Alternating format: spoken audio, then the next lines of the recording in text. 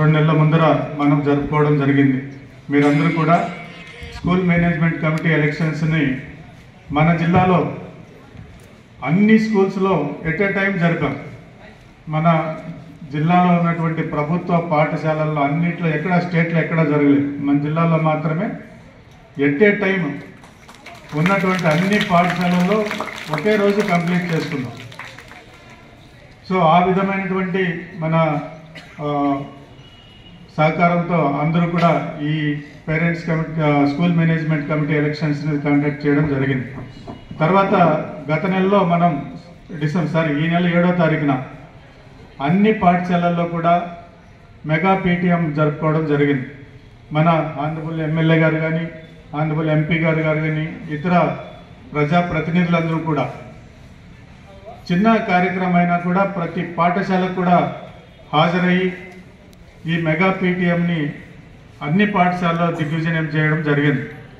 అలాగే మన honourable chief minister గారు, అలాగే ఆనరబుల్ మినిస్టర్ గారు కూడా బాపట్ల జిల్లాలో ఒక స్కూల్లో మెగా పీటీఎంకి హాజరై ఈ కార్యక్రమం పట్ల వాళ్ళు ఎంత ఇంపార్టెన్స్ ఇస్తున్నారు అనేది ఒక మెసేజ్ మన స్కూల్ ఎడ్యుకేషన్ డిపార్ట్మెంట్కి కానీ, ప్రజలకు కానీ, విద్యార్థులకు కానీ పాస్ ఆన్ చేయడం జరిగింది.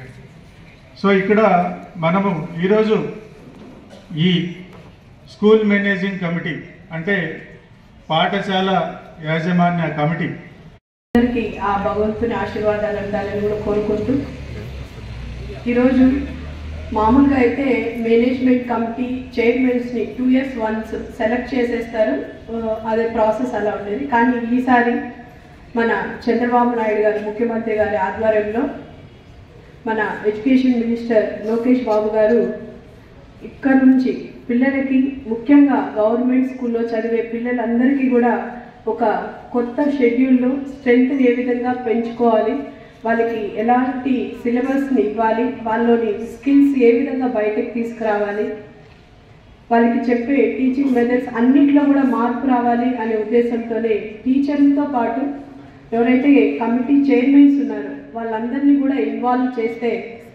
వాళ్ళ పిల్లల యొక్క బాధ్యతలో టీచర్సే కాకుండా తల్లిదండ్రుల బాధ్యత కూడా ఉంటే చాలా బాగుంటుంది అనే ఉద్దేశంతోనే ఈ కమిటీ చైర్మన్స్కి ట్రైనింగ్ ప్రోగ్రామ్ అనేది కూడా పెట్టడం జరిగింది.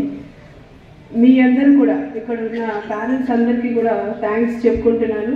ఇంకా కూడా గవర్నమెంట్ స్కూల్ పైన నమ్మకంతో మన పిల్లలు ఇక్కడ కూడా మంచి ఎడ్యుకేషన్ ఉంటుంది అని పంపిస్తున్నందుకు. ఇప్పుడు మాట్లాడినారు అందరూ కూడా ఒకటే, ఈ రాష్ట్రానికి ఒక మంచి విద్యాశాఖ మంత్రి మనకి దొరికాడు నారా లోకేష్ గారు.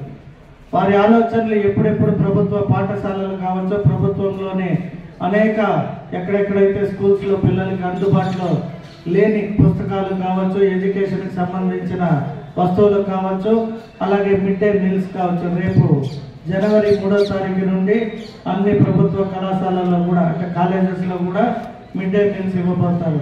కాబట్టి ఒక మంచి మంత్రి గారు ఒక రాష్ట్రానికి మనకి అందుబాటులోకి వచ్చారు. కాబట్టి మీరందరూ ఉపాధ్యాయులు ఎవరైతే ఇక్కడ ప్రతి మండలం నుండి విచ్చేశారో మీ అందరూ కూడా మీ పాఠశాలని పరిశుభ్రంగా ఉంచుకుంటే పిల్లలు ఇంకా కూడా ప్రభుత్వ పాఠశాలలకు వచ్చి చదవాలి.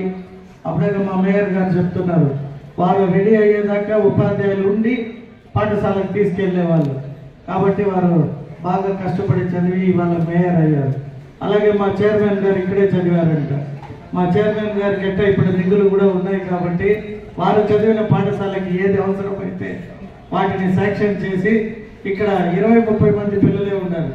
రేపుసారికి ఒక 200-300 ఉండే విధంగా మా చైర్పర్సన్ కూడా కొంచెం ఇంట్రెస్ట్ చూపించి మేము కూడా మా వంతు మేమేమన్నా కావాల్సి ఉంటే ఇప్పుడు అందుబాటులో ఉంటాం. కాబట్టి ఈ స్కూల్ని మంచి అభివృద్ధిలోకి తేవాలి. ఎందుకంటే వారు ఒక మంచి ఉద్దేశంతో ఆ కన్నన్ అనే వారి పేరు పైన వారి తండ్రి గారు ఇంతటి స్థలాన్ని ఇచ్చారు, ఇక్కడ ఈ పాఠశాలని పెట్టారు. కాబట్టి మీరందరూ కూడా బాగా చదువుకోవడానికి అలాగే మీకు ఆడుకోవడానికి కూడా మంచి గ్రౌండ్లు ఉన్నాయి. మేము చదివిన స్కూల్ మొత్తమే 1 ఎకరాలో 2 ఎకరాలు ఉండింది. ఈ స్కూల్ చూస్తే 20 ఎకరాలు ఉంది. సో అద్భుతమైన ఎడ్యుకేషన్ పిల్లలకి మంచి వాతావరణంలో అందుబాటులో కూడా ఉంటుంది.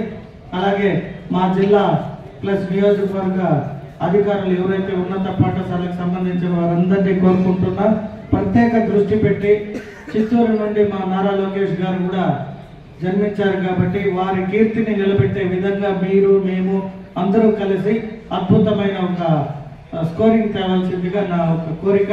థ్యాంక్ యూ సో మచ్ చెప్పి దీన్ని వీళ్ళందరినీ నెట్టానికి ఎలా చేసుకోవాలి, మన గవర్నమెంట్ స్కూల్స్ని ఎలా తీసుకెళ్ళాలి పైకి. ఇన్ఫ్రాస్ట్రక్చర్, ఇంతకుముందు ఇన్ఫ్రాస్ట్రక్చర్ అంటే చైర్లు, బెంచీలు, బిల్డింగ్. ఇప్పుడు ఇన్ఫ్రాస్ట్రక్చర్ అంటే కంప్యూటర్లు కావాలి. ఇప్పుడు ఇన్ఫ్రాస్ట్రక్చర్ అంటే మైక్లో వినపడుతుండాలి లెక్చర్. సో అట్లాంటి టెక్నాలజీ పెరిగినప్పుడు దాన్ని మనం ఈ స్కూల్స్కి ఇవ్వగలమా అని చెప్పి ఆలోచిస్తున్నారు. ఆ కమిటీ రికమెండేషన్ ప్రకారం మంచి బడ్జెట్ తోటి గవర్నమెంట్ స్కూల్స్ని ప్రైవేట్ స్కూల్స్కి ధీటుగా తయారు చేద్దామని చెప్పి ప్రయత్నం జరుగుతుంది. అలాగే సిలబస్ కూడా మనం ఒకే సిలబస్, ప్రైవేట్ స్కూల్లో కూడా ఒకే సిలబస్, వాళ్ళకి ఎక్కువే ఉండవు. మనకు కావాల్సింది ఏంటంటే సిబిఎస్ఈయా, ఇంకొక స్కీమా, లేకపోతే స్టేట్ గవర్నమెంట్ సిలబస్ అనేదే ఇంపార్టెంట్. అక్కడ కూడా అదే ఛాయిస్ ఉంటుంది.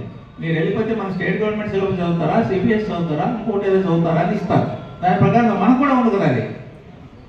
కాబట్టి ఇక్కడ ఏది ఇద్దాం వీళ్ళకి, ఈ పిల్లలకి ఏ సూటబుల్ అయితే డెవలప్ అవుతాయి అని చెప్పి గవర్నమెంట్ కూడా ఆలోచిస్తుంది.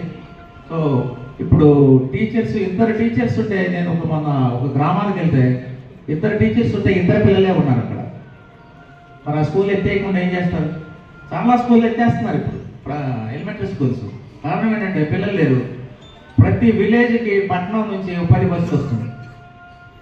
బస్సులో ప్రయాణం చేయడానికి అరగంట, అక్కడ పోయి కూర్చొని వాడి అన్ట్రైన్ టీచర్ చెప్పేయడానికి సిద్ధపడుతున్నాం. కానీ మన పక్కన ఉన్న స్కూల్లో ట్రైనింగ్ టీచర్ చెప్పడానికి మనం సిద్ధంగా లేవు.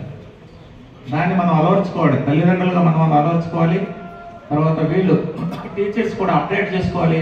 గవర్నమెంట్ కూడా వీళ్ళని ఎలా తీసుకొని పిల్లల్ని పైకి తీసుకురావాలని ఆలోచిస్తున్నారు. తో పాటు వస్తున్న ఒక దెయ్యాలు ఏంటంటే సెల్ ఫోన్ వినియోగం. సెల్ ఫోన్ వినియోగం, ఇంటర్నెట్ వినియోగం ప్రపంచంతో ఈక్వల్గా పోటీ పడాల్సిందే. నిజమే, మనం వాడాల్సిందే. మనం 140 కోట్ల ప్రజలు ఉంటారు, 120 కోట్ల ప్రజలకి సెల్ ఫోన్ ఉంది ఇప్పుడు. అంటే ప్రతి గ్రామం, ప్రతి అడవిలో ఉన్న గ్రామంలో కూడా సెల్ ఫోన్ ఉంది ఇప్పుడు. వాళ్ళు కూడా ఇంటర్నెట్ వాడుతున్నారు. అయితే ఇంటర్నెట్ వాడే విధానాన్ని, సెల్ ఫోన్ వాడే విధానాన్ని ఏ విధంగా వాడాలని చెప్పుకునే జ్ఞానాన్ని మనం డెవలప్ చేసుకున్నాం. దానిలో వచ్చే నష్టాలను ఎక్కువ చూస్తున్నాం. ఏ వ్యవస్థ అయినా ప్రాసెస్ అంటారు, ట్రాన్స్ఫర్మేషన్ ప్రాసెస్ అంటే చేంజ్ అవుతుంటుంది. ఈ చేంజ్ అయ్యే భాగంలో మనం పడిపోయాం. మన జనరేషన్, మన దురదృష్టం. మనం పోయిన తర్వాత వచ్చినా బాగుండు, మన ముందు వచ్చినా బాగుండు, మనం చూస్తున్నాం ఈ దురదృష్టాన్ని. ఈ సెల్ ఫోను రోడ్డు మీద, వాళ్ళ మీద, ఏళ్ళ మీద, పిల్లల మీద కూడా ప్రభావం పడిపోయింది. ఈ పల్లెటూరులో ఈ టీనేజర్స్కి సెల్ ఫోన్, ఇంటర్నెట్ అవైలబుల్ ఉండటం వలన మన పిల్లలకు జరుగుతున్న నష్టం అంతా, దాన్ని చేసేదంతా ఇంత కాదు. మనం రిపోర్ట్ అవుతున్న రేప్స్ కానీ, తర్వాత ఆడపిల్లల మీద జరుగుతున్న అకృత్యాలు కానీ సెల్ ఫోన్లో ఒక మూల కారణం. త్రాగుడు ఒకటైతే వీడు త్రాగి మత్తుమందు వాడిన వెంటనే సెల్ ఫోన్లో వీడు చూడగానే ఎవరిని ఏం చేద్దాం వీడికని అర్థం కాని పరిస్థితి వస్తుంది. సో ఇట్లాంటి ప్రభావం రాకుండా మన పిల్లల్ని ఎలా పెంచాలి? ఇంట్లో సెల్ ఫోన్ తప్పదు, మనందరికీ తప్పదు. వాళ్ళకి అందుబాటులో లేకుండా చేయాలి. నేను ఇవ్వను మీకు అని చెప్తే ఊరుకోడు, దొంగతనంగా తీసుకుంటాడు. కానీ అవైలబుల్ పెట్టి రాబోద్దని చెప్పగలిగే స్తోమత ఎంతమంది తల్లిదండ్రులకు ఉంది? ఇదిగో నేను ఇక్కడ పెడుతున్నా సెల్ ఫోన్. రోజు రాగానే, ఇంటి నుంచి రాగానే టీపాయ్ మీద పెట్టేస్తాం. అమ్మా నాన్న ఇక్కడ పెట్టేస్తాం, చదువుకోండి. ఎవరో ఫోన్ వస్తే అక్కడ వచ్చి చూసుకోండి. చాటుగా పోయి ఫోన్ మాట్లాడే ప్రసక్తే ఉంది. ఇంట్లో కామన్ ప్లేస్లో పెట్టుకొని చక్కగా వచ్చి ఎవరు ఫోన్ వస్తే మాట్లాడి వెళ్ళిపోయి కూర్చోవాలి.